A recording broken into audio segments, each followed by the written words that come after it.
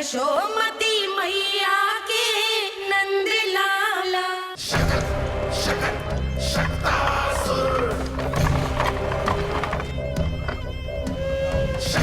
मैं आ तो गया यहाँ पर,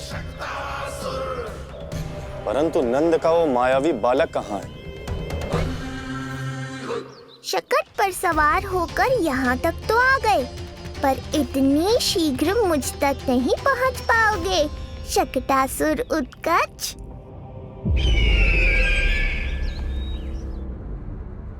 क्या हुआ स्वामी? कैसा स्वर था वो? देवकी, ऐसा लगा जैसे कोई हमारी गुप्तचरी कर रहा है। यदि कंस हम पर इस तरह दृष्टि बनाए हुए है, तो न जाने उसने मेरे पुत्र के पीछे किस किस को लगा रखा होगा। देवकी, मुझे पता है स्वामी, आप यही कहेंगे कि कुछ नहीं होगा उसे, क्योंकि भगवान श्री नारायण स्वयं उसकी रक्षा करते हैं। यदि ऐसा ही है तो भी स्वामी, हमारा पुत्र अपने बाल व्यवस्था का आनंद कैसे उठा पाएगा? मैं भी यही सोच रहा था देवकी। मुझे विश्वास है कि गुरुदेव के नामकरण से बहुत सुरक्षा मिलती है। क्यों ना हम दोनों चलकर महर्षि गर के दर्शन करें? परंतु कंस,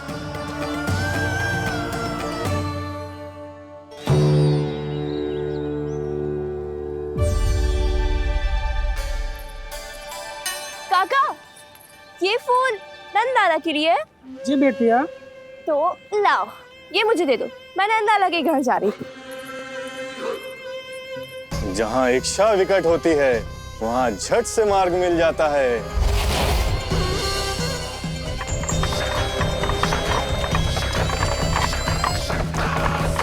बड़ी शीघ्रता है शकटासुर। नन्ना, जी देख मुझे क्या मिलो। बाबा जो तेरे लिए मोर पंख लाएंगे ना, उसके साथ जो पोशाक कितनी सुंदर लगेगी, है ना नन्ना? मुझे पता है तुझे भी अच्छी पोशाक चाहिए, है ना? कितना समझाओ मैंने तेरे बाबा को, किंतु तेरे बाबा है कि बड़ा उत्सव करने को तैयार ही ना है। अब जितने भी अतिथि आएंगे, कम से कम उनके सामने तो मेरा लल्ला अच्छा दिखे। उन सब से अच्छा मेरा राजकुमार।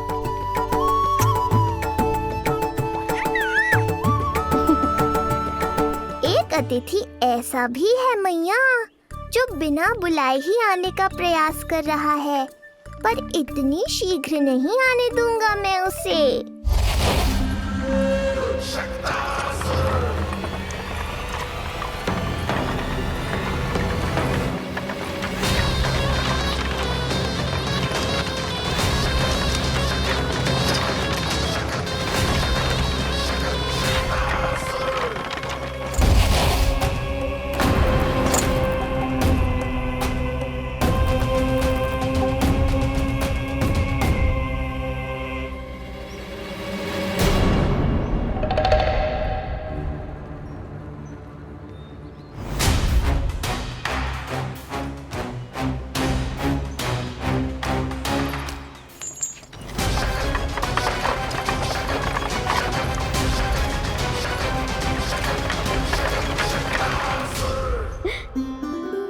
अरे ये क्या है मेरे लल्ला के हाथ पर?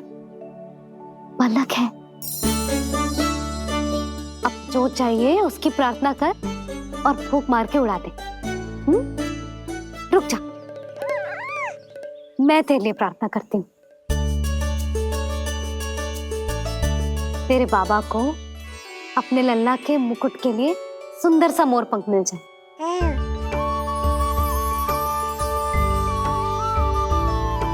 अब अपने मुंह में हवा भर दे, कैसे, और फूंक मार के उड़ा दे।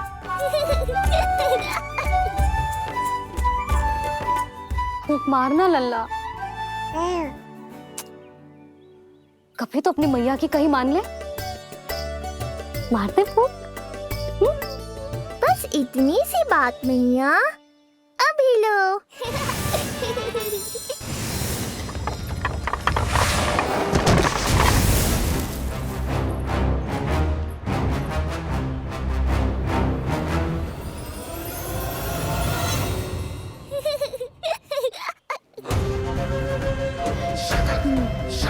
कहाँ चली गई वो कन्या?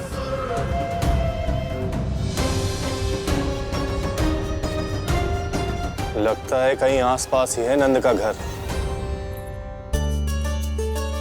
भाभी ये कहाँ रखना है? जा उधर रख दे। हाँ।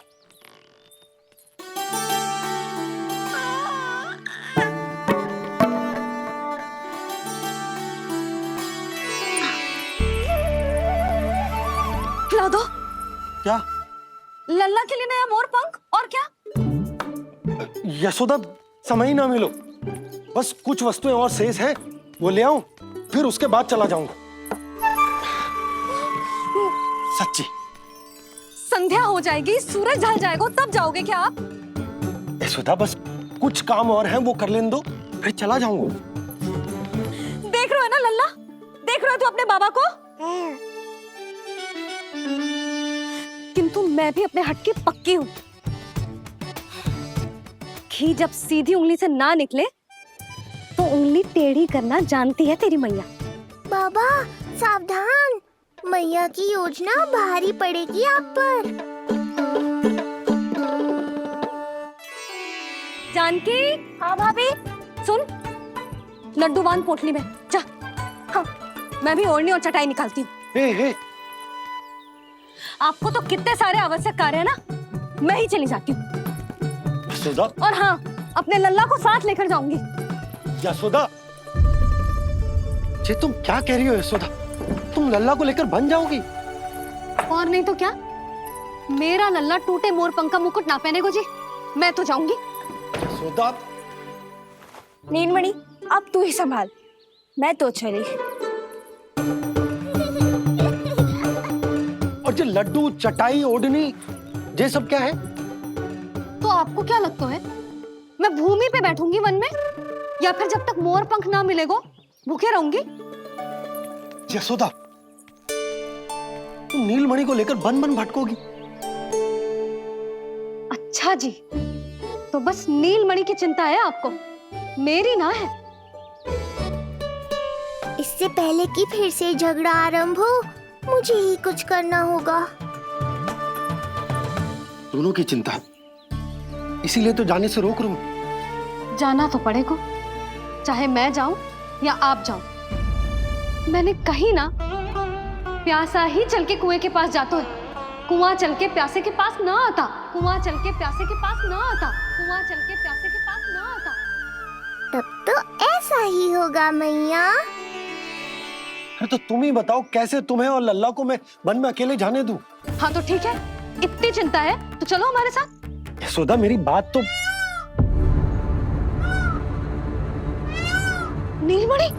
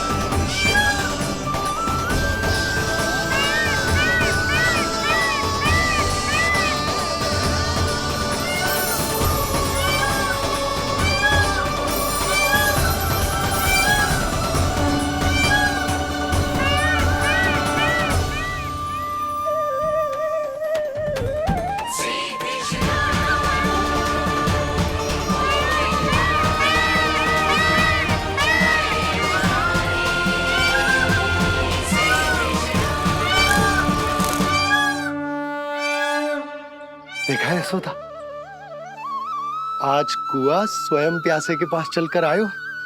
ऐसा प्रतीत हो रहा है मानो संसार के सारे मोर हमारे लल्ला के दर्शन के लिए आतुर हो। अवश्य ही कछु बहुत विशेष है हमारे लल्ला में।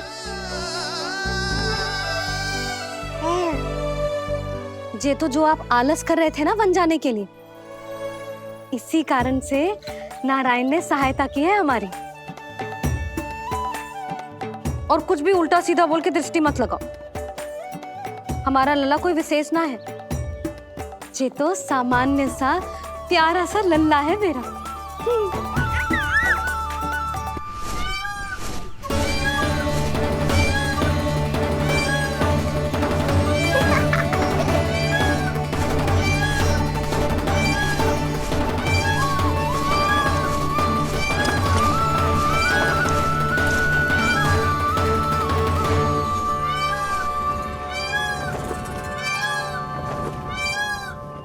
ये घर है या वन?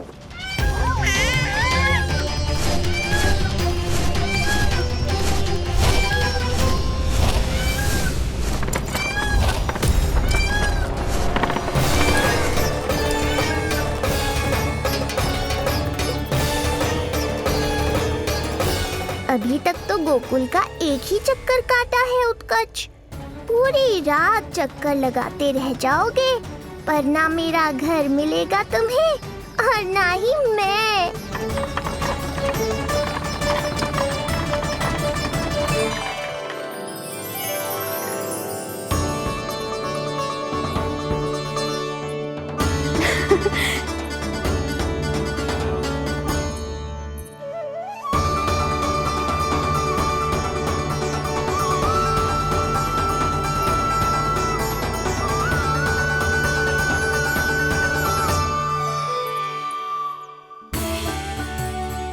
अब तैयारी ना करनी आपको?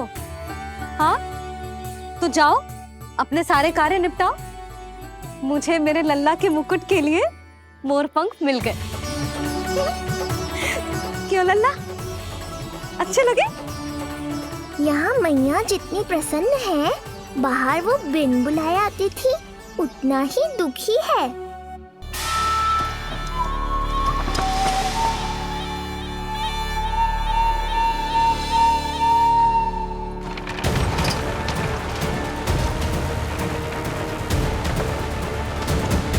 तीन प्रहर व्यर्थ हो गए, न जाने कब मिलेगा नंद का घर।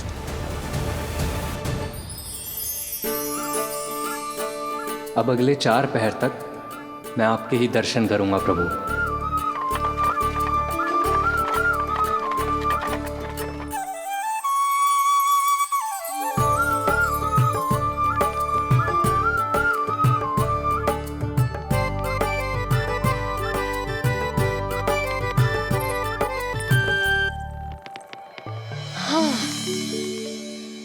सारी तैयारी हो गई लल्ला, तेरा नया मुकुट भी बन गया।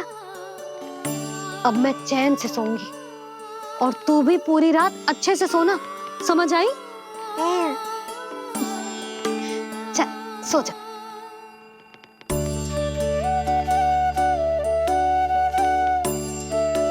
क्या हुआ, नींद ना आ रही? सो जा लल्ला, नहीं तो सुबह बहुत थका थका लगेगा तू। क्षमा करना मैया, उस अनचाहे अतिथि को पूरी रात भीतर आने से रोकना है मुझे। नाम में सर क्यों हिला रहे हैं? मैया की कहीं मान और आंखें बंद करके सो जा, तभी तो आएगी निद्रा देवी।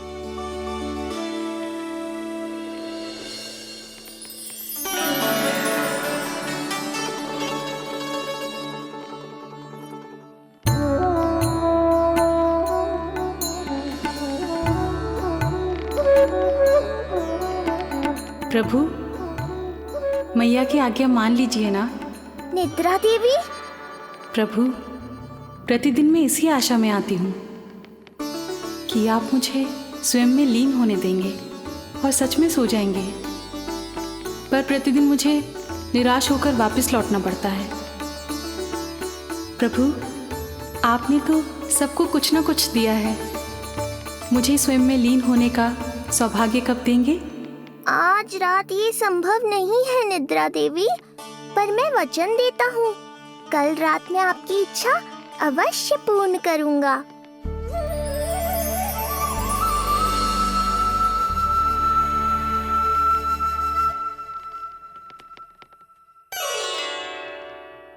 ऐसे क्या देख रहा है रे टुकुर टुकुर, जैसे किसी से बातें कर रहा हो? सो भी जा लल्ला, कितना सताएगा अपनी मैया को। मुझे पता है मैया, जब तक मैं सोने का स्वांग नहीं करूंगा आप भी नहीं सोएंगी।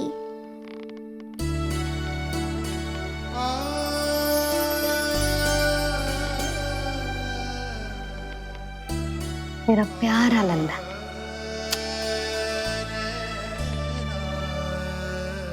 मैं निंद्रा देवी की दशा समझ सकता हूँ प्रभु। अमावस्या की रात जब मैं आपके दर्शन नहीं कर पाता, मैं भी बिल्कुल ऐसा ही अनुभव करता हूँ प्रभु।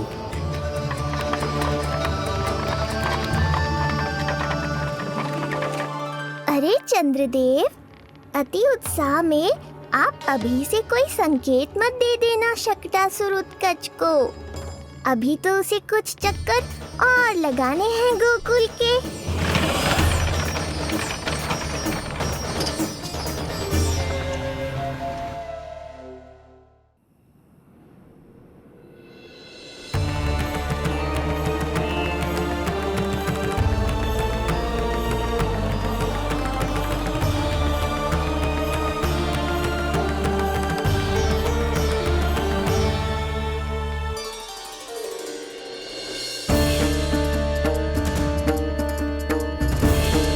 चंद्रदेव, आपका समय पूरा हुआ, अब मेरी बारी है।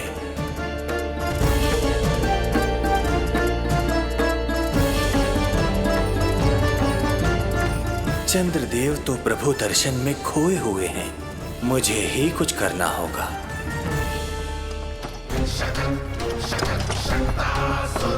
पिछले 7 प्रहर से लगभग 7 चक्कर लगा चुका हूँ गोकुल के। कहाँ है वो बालक और उसका घर? कैसे मिलेगा कोई संकेत? अब इसे संकेत देने का समय आ गया है।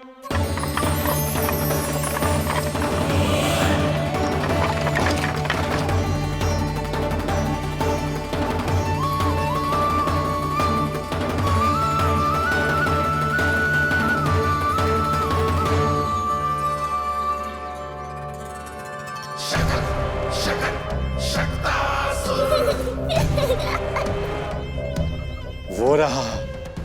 देख रहे हो लल्ला, कितना सुंदर दिन है। हाँ मैया, बहुत अच्छा दिन है आज।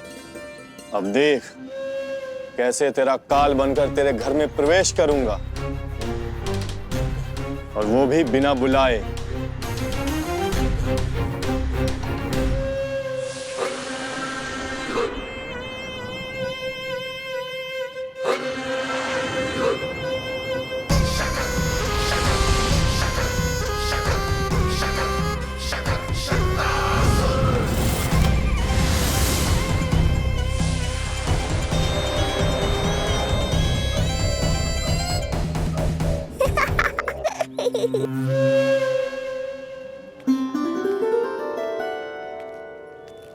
बड़ा आनंद आएगा जब नंद भवन की प्रसन्नता दुख में बदल जाएगी,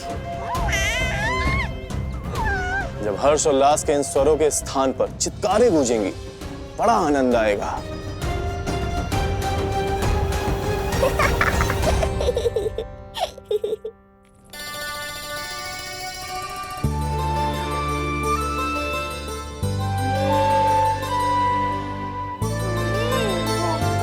यशोदा, मैंने कही थी ना बड़ा उत्सव ना करेंगे, फिर भी तुमने सभी को बुला लिया। सभी को कहा? केवल निकट के मित्र संबंधी और अपनी सहेलियों को ही तो बुलाओ है। केवल निकट संबंधियों को? ये तो पूरा का पूरा गांव आयो है। तनिक निकट से देखता हूं, पता तो चले इस बालक में ऐसा विशेष क्या है जो इसके प्राण लेने के लिए मुझे आना पड़ा। इतनी भी शीघ्रता क्या है उत्कच? प्राण देने में भी धैर्य नहीं है।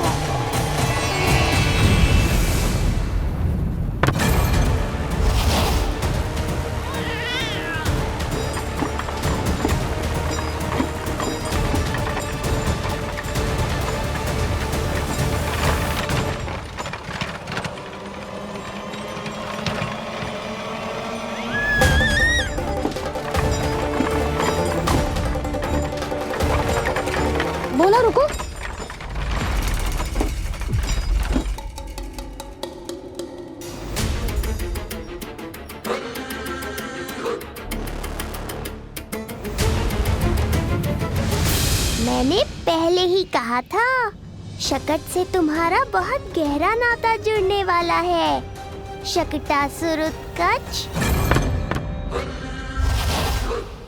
सुनो जी, उत्सव आरंभ होने को है, सब अतिथि आ गए। ये दोनों इतना सारा सामान लेके भीतर कहाँ चले आ रहे हैं? भोला बंसी, गाड़ी पीछे की ओर लेकर जाओ, अभी इनको उतारने का समय ना है।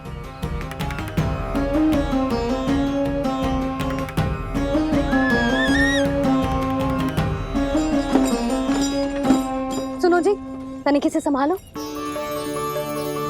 तुम कहाँ जा रही हो? पंडित जी के आने के समय हो गए। रोहिणी जीजी को तो बुला लो। आई।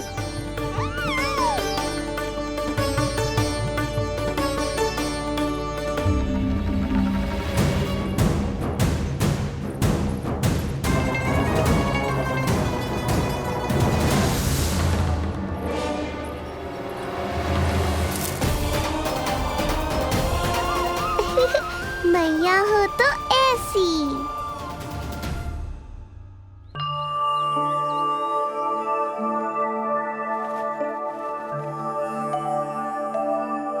आज तुम्हारे छोटे भाई की जन्म नक्षत्र पूजा और उत्सव है, किंतु मुझे क्षमा करना पुत्र, चाहते हुए भी तुम्हें वहां नहीं ले जा सकती। तुम्हारी सुरक्षा के लिए तुम्हारे पिताजी ने ये आदेश दिया था कि मैं तुम्हें सारे जग से छुपा कर रखूं, किंतु आज तुम्हारे जन्म के बाद इतना समय बीत गया है और तुम अब तक।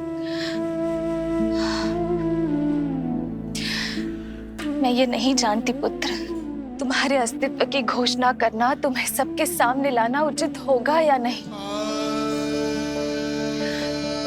किंतु मैं अवश्य जानती हूँ कि तुम्हें इस घर के भीतर यूं बंद करके रखना मेरे हृदय को चीर देता है।